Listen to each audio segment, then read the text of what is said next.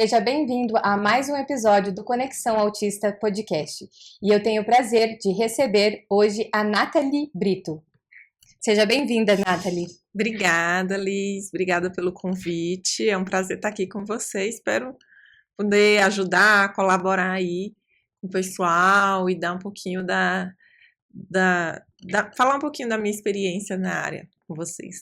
Com certeza. E olha que você tem muita coisa para nos contar aqui. Quero que você fale um pouquinho sobre você. Tá, falar sobre mim. Então, eu sou psicóloga de formação, sou analista do comportamento certificada e trabalho com análise do comportamento aplicada ao autismo.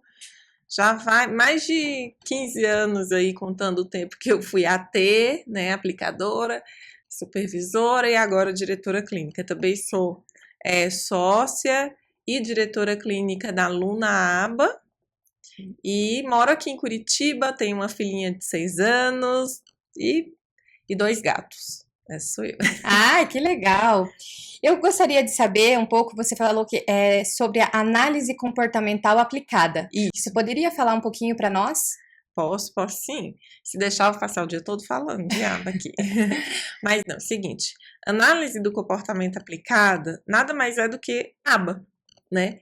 Mas aba, análise do comportamento aplicada, é porque aba, na verdade, é uma sigla para a expressão em inglês, né? Applied Behavior Analysis. Em português ficaria estranho se a gente traduzisse como ACA, né? Então, se popularizou aqui no Brasil também a aba e no mundo inteiro. No mundo inteiro a gente fala aba, né? Então, a análise do comportamento aplicado, o que é? São as ciências do comportamento aplicadas a diversos contextos.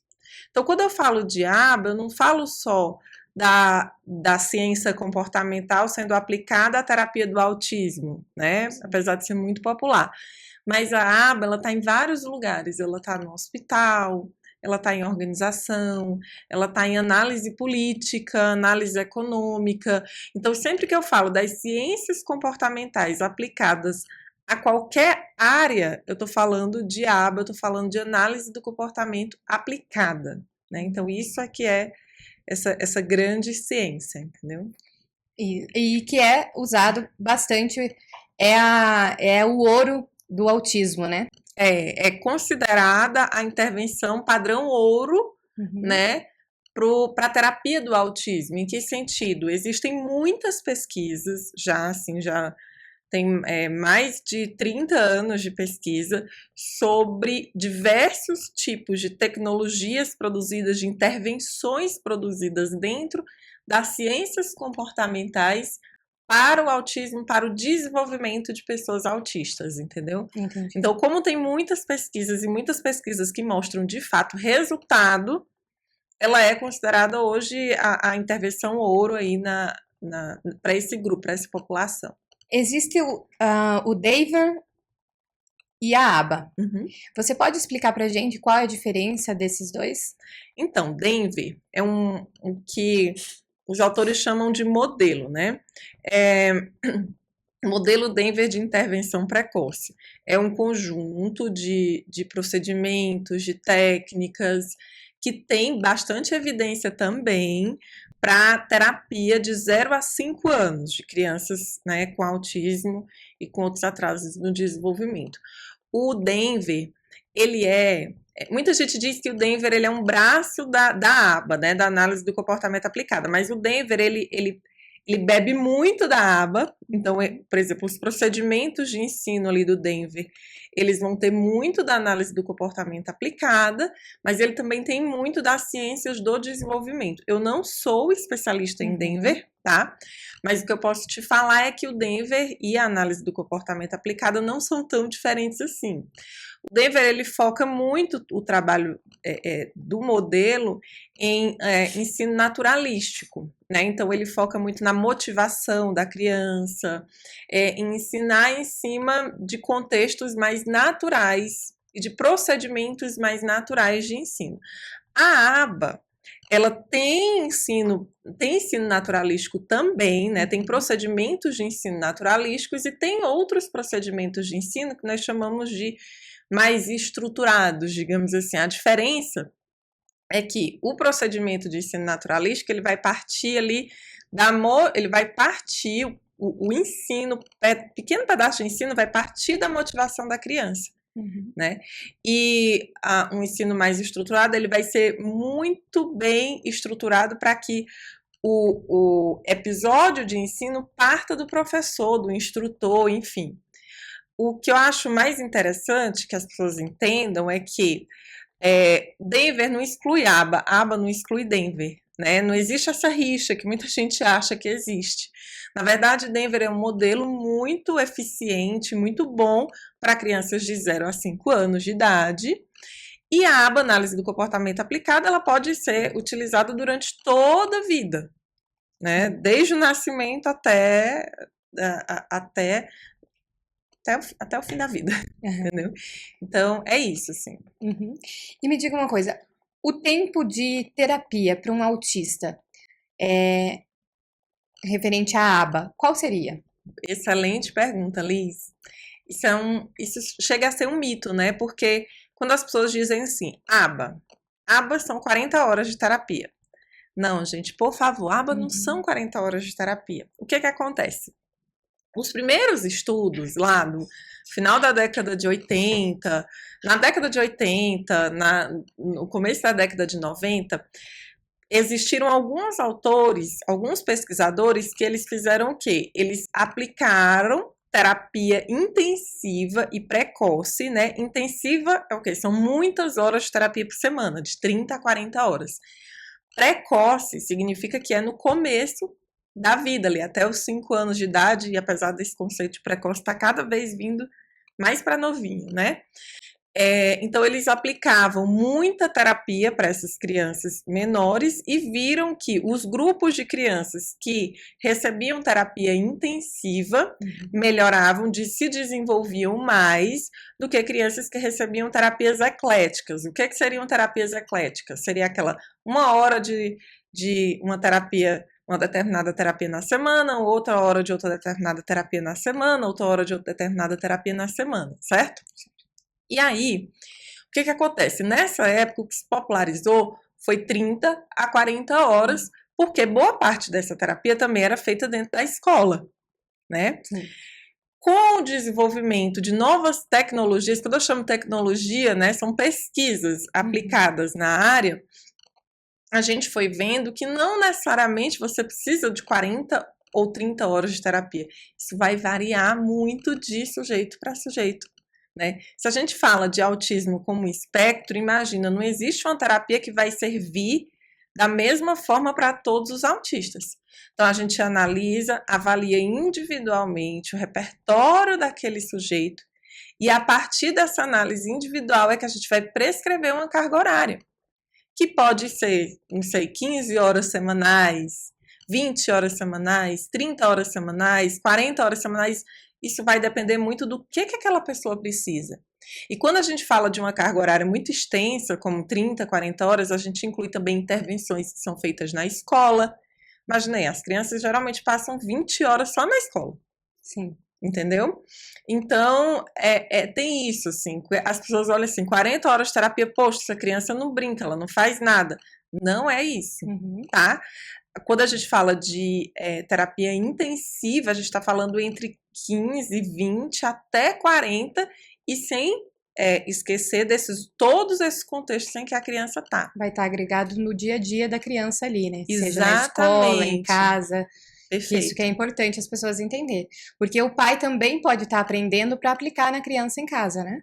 Pode e deve, Liz. Os pais, assim, a terapia sem a participação dos cuidadores, né, dos pais, das pessoas mais próximas ali da criança, ela dificilmente vai para frente. Por quê? Porque aquela criança tá com aquele pai, tá com aquela mãe, e não adianta eu trabalhar, por exemplo, no contexto de clínica, no contexto de uma escola, ensinando determinado comportamento, se eu tenho a pessoa que está em casa, não vai me ajudar na generalização desse comportamento. Não vai ajudar a criança a emitir esse comportamento, a mostrar essa coisa que ela aprendeu no dia a dia dela, entendeu? Entendi. Isso é muito importante, né? Até mesmo porque os convênios, tem uma briga aí pelos convênios, né? Não consegue dar a quantidade certa das terapias. E como você falou, que eu acho que é importante, tem que ter esse triângulo, escola, casa e terapias. Sim, e Porque todos senão... precisam andar juntos. Exatamente. Eu gostaria que você falasse um pouco sobre... Existem pessoas que perguntam se a aba robotiza, né?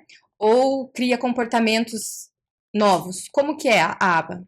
Então, esse é outro mito, né, da análise do comportamento aplicado, e é muito bom tá falando aqui com vocês sobre isso, que assim, a análise do comportamento aplicada, gente, quando é bem aplicada, ela não robotiza. Pelo contrário, ela flexibiliza o repertório do sujeito, né? Se nós temos um aluno, um aprendiz, um cliente, enfim, uma criança, né? Que ela tem dificuldade de aprender por outras formas, ela tem dificuldade de emitir outros comportamentos, ela tem dificuldade de socializar, ela vai ter dificuldade, ela tem determinadas dificuldades, o que nós fazemos é ensinar novos comportamentos para que ela consiga variar esse repertório que a gente chama, né? Para que ela consiga se comportar de formas diferentes, interagir com o mundo de outras formas e principalmente para que ela consiga ter mais qualidade de vida. Eu acho que esse é um ponto e é uma virada de chave que a gente precisa fazer em relação à aba análise do comportamento aplicada, né? Que a gente trabalha, pelo menos nós analistas do comportamento, nós trabalhamos para melhorar a qualidade de vida da criança e das famílias, né? E não para deixá-la robotizada ou qualquer coisa assim. Agora é o seguinte, eu gosto do seguinte ditado, se você tem um martelo na mão, tudo que você vê na frente é prego, né? Sim. Se você aprende uma técnica, não, vou fazer um curso de aba de 40 horas, vou fazer um curso de 4 meses. Se você aprende uma técnica e você vai aplicar essa técnica com uma criança, é muito provável que vá dar ruim. É muito provável que sim, ao invés de você expandir o repertório dela, você vai deixar ainda mais restrito. Você vai robotizar. Então, esse mito, ele veio muito do fato de que pessoas se apropriam de algumas técnicas, de alguns procedimentos e dizem que estão fazendo aba, dizem que estão aplicando aba. Sim. E aí, de fato, elas podem causar mais dano do que benefício, entendeu? Entendi. Nossa, bastante esclarecedor, hein? Porque eu já ouvi muito isso, vai robotizar a criança, muito mesmo. E o quanto é importante trazer essa informação, né? Eu gostaria que você falasse agora sobre como é o trabalho da aba dentro do desenvolvimento de habilidades sociais e emocionais. Legal. Essa é a área que eu estou trabalhando hoje em dia, né? Já trabalhei muito só com intervenção precoce, que é com crianças de 0 até 5 anos, e hoje o meu foco de trabalho está sendo no desenvolvimento de habilidades sociais e habilidades socioemocionais. Então, o que a gente faz, Liz? Eu gosto de dizer que habilidades sociais, a gente não trabalha só com aquela criança que está na escola com o colega. Habilidade social a gente desenvolve desde que a gente nasce, Sim. que a gente está no mundo, que nós somos bebês, olhamos para nossa mãe, que a gente começa a apresentar sorriso social, que a gente começa a apresentar o que a gente chama de referenciação social. Esse é um conceito bem interessante que eu posso explicar para vocês agora, que é assim, já vi um bebezinho que ele está aqui com a mãe, e aí você coloca um objeto que ele nunca viu na vida, na frente dele, e ele olha para a mãe para ver o que ele vai fazer. Se ele vai se afastar ou se ele vai se aproximar desse objeto. Isso é o que a gente chama de referenciação social e pode estar comprometida em bebês com atraso de desenvolvimento, né? Então, a gente ensina desde essas respostas sociais, que são primordiais, como essa de referência social, atenção compartilhada, que é eu, por exemplo, eu estou falando com você e estou Estou pensando no público que está ouvindo a gente, isso é um exemplo de atenção compartilhada, até respostas, até comportamentos que são mais complexos, do tipo, quando eu chego num novo ambiente, eu olho para as pessoas se comportando, eu penso o que elas estão fazendo, eu penso como é que eu posso me comportar, o que eu posso fazer, o que eu não posso fazer. Então, essas minúcias sociais, né, são parte do que um analista do comportamento vai avaliar no desenvolvimento da criança, do adolescente e do adulto, e vai desenhar um currículo de ensino para esses comportamentos específicos, entendeu? Entendi. Como que é na criança, no bebê em si? Você deu exemplo ali que a partir do bebê já começa a ter essa análise ali. Como que funciona no bebê? Vamos supor que um bebê ali, o autismo, ele começa a aparecer ali uns 14 meses, é isso? O autismo, ele é genético, né? Então, assim, o bebê, ele já nasce, já pode nascer com alguns prejuízos, e o que os pesquisadores estão pesquisando cada vez mais o rastreio cada vez mais precoce dessas características do autismo. Quando eu falo de rastreio, não é fechar o diagnóstico. Sim. Então, dificilmente você vai fechar um diagnóstico com um bebê ali com menos de 1 ano de idade, mas você vai encontrar ali fatores de risco, ou que a gente chama de red flags, que seriam bandeiras que vão ter atrasos específicos no desenvolvimento, tá? Que você vai conseguir ver, e você vai conseguir fazer intervenção precoce mesmo, com um bebezinho pequeno. Entendeu? Então, tem profissionais hoje especialistas em intervenção com bebês que têm feito um excelente trabalho. E o que as pesquisas mostram é que quanto mais precoce a intervenção, melhor em termos de plasticidade neuronal, né? Entendi. Muito bom, gostei muito, aprendi bastante aqui com você. Nathalie, eu gostaria que você deixasse uma mensagem para quem está nos assistindo com relação a todo esse processo, né, das terapias, o quanto é importante as pessoas buscarem informação. Você poderia deixar uma mensagem para nós? Claro, Li, você falou de uma coisa muito importante aqui, informação. Gente, eu acho que a maior arma que vocês têm hoje, se eu estiver falando aqui para mãe, para pai, enfim, a maior arma que vocês têm hoje se chama informação, tá? Se informem, pesquisem quais são as melhores práticas, as práticas que têm mais evidência, as práticas que têm mais segurança no tratamento do seu filho. Tomem muito cuidado com pessoas que vêm com teorias mirabolantes, teorias que prometem cura, teorias que prometem milagres, porque isso já fez muita gente sofrer na área e ainda hoje faz, tá? E por que eu falo de informação? Porque é a partir da informação que a gente consegue identificar no mundo, né, quais são os profissionais que são bem qualificados, quais são os tipos de terapias que são mais benéficas, né? Então, isso que vocês estão fazendo, que você está fazendo, de divulgar informação de qualidade, isso que vocês estão fazendo de procurar informação de qualidade, faz toda a diferença na vida dessas crianças e desses meninos com autismo. Eu quero agradecer a sua participação aqui, com certeza foi de muito aprendizado, gostei muito, muitas coisas que a gente não sabe, e as pessoas perguntam o tempo todo, e muitas vezes acreditam no que falam por aí, que é exatamente isso que você falou, né? A gente precisa buscar muito a informação para fazer a coisa correta e o melhor para as crianças, né? Porque sim, é possível um desenvolvimento bastante grande nas crianças aí com autismo. É isso Muito aí. obrigada. Obrigada a você. Bom, eu quero agradecer você aí que participou aqui conosco, convidar vocês para deixar o like e se inscrever no nosso canal para ter mais informação.